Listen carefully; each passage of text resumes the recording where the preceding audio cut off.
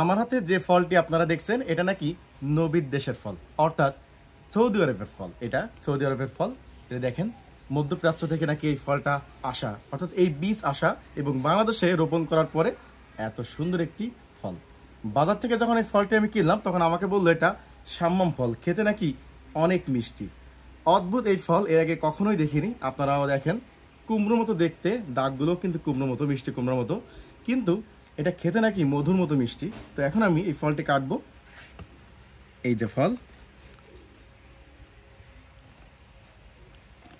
এই যে এই যে দেখেন, এর ভিতরের বিচিগুলো বাঙ্গির মতো, দেখেন বাঙ্গির মতো।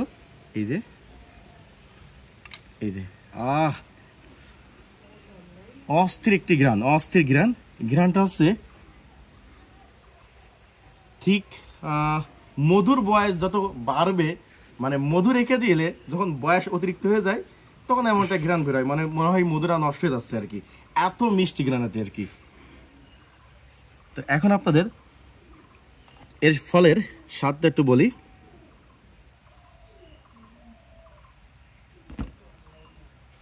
এই যে ফল, এত মিষ্টি। এই ফলটা আমার কাছ থেকে নিচ্ছে 80 টাকা কেজি। এই একটা ফল 1 কেজি 80 টাকা দিয়ে আমি কিনছি। তো সত্য কথা, এই ফলটা যদি 800 টাকা দিয়েও কিনতাম তা আমার লস হতো না, কারণ এত মিষ্টি এবং এত মজার। এই যে আরেক টুকরো, এই যে আমি আরেকটা থেকে বিচি বের করতেছি, দেখেন এই বিচিগুলো লাগালে মনে হয় চারা গজাবে। আমি এগুলো লাগাবো, দেখেন। এবং সত্যতা বলতে কি, এর স্বাদ সত্যি অনেক অনেক মিষ্টি এবং খুব ভালো খেতে। বাঙ্গিটা আর এটার মধ্যে খুব একটা তফাৎ নাই, একই ধরনের, তবে স্বাদ হচ্ছে অনেক অনেক মিষ্টি। বাঙ্গিটা তো চিনি দিয়ে বা গুড় দিয়ে খেতে হয়, এটা কিন্তু তা না, এতটাই মিষ্টি যে 2-3 টুকরো খাওয়ার পর আর খেতে মন চাইবে না। তবে দেখতে কিন্তু দারুণ।